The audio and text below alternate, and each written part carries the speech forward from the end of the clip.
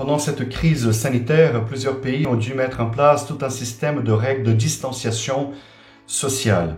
Toutes ces règles ont été importantes et elles le sont encore dans une bonne partie de la planète.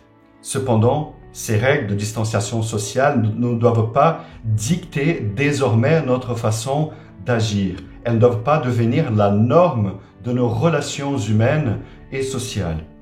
Je pense à deux principes de base de notre foi chrétienne. Tout d'abord, le Seigneur nous a donné un corps. Le Seigneur nous a donné des émotions, des sentiments. Le Seigneur nous a fait à son image et à sa ressemblance. À l'intérieur de lui-même, à l'intérieur de Dieu, il y a une parfaite relation d'amour entre le Père, le Fils et le Saint-Esprit. Or, avec notre corps, notre intelligence, tout en nous, en fait, est fait pour que nous soyons des êtres de relation à l'image de notre Dieu créateur. Tout en nous est beau et est bon. Nos relations humaines sont belles, elles sont bonnes et elles passent aussi par notre sensibilité. Un deuxième principe important pour notre foi chrétienne, c'est que Dieu a pris notre humanité. Dieu est venu habiter parmi nous. Jésus était Dieu, mais il était aussi 100% homme comme nous. Jésus n'était pas un ange. Jésus avait un corps. Jésus, il a pleuré. Jésus, il a eu faim, il a eu soif. Jésus, il a appris à faire des choses.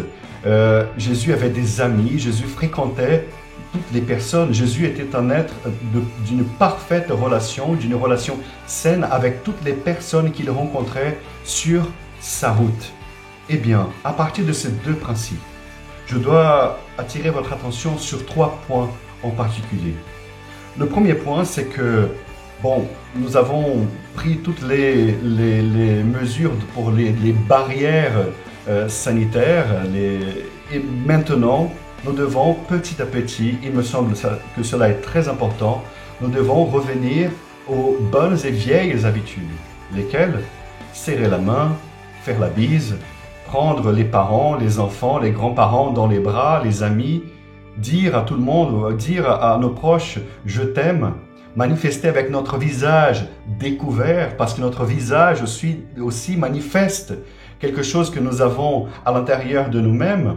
Donc, avec tout notre corps, exprimer ce que nous avons à l'intérieur de nous. Notre corps, en tant qu'un corps, il nous permet la relation, il permet aussi de manifester nos sentiments, ce que nous portons à l'intérieur de nous-mêmes. Une deuxième chose, c'est que pendant le confinement, nous avons appris à vivre notre foi un peu seul, un peu isolé, sans la grande communauté paroissiale ou alors en petit comité en famille. Tout cela a été très important. Cela est très important, il faut que nous gardions aussi cette croissance dans une vie spirituelle, d'une façon seule avec le Seigneur ou en famille. Cela est très important. Mais nous ne pouvons pas mettre de côté l'importance de la communauté. Un chrétien, ça j'ai appris en France et je retiens, il me semble très important, un chrétien isolé est un chrétien en danger. Nous sommes le corps du Christ, nous devons marcher ensemble comme corps du Christ vers la vie éternelle. Il y a un troisième et dernier point important, c'est que pendant ce temps de confinement, nous avons dû faire avec, c'est-à-dire en ce qui concerne la messe, le culte, sans pouvoir nous rassembler. Nous avons appris pour une bonne partie de la population chrétienne, catholique, à accompagner les messes par la radio, par les réseaux sociaux, par la télé. Ce sont des moyens extraordinaires.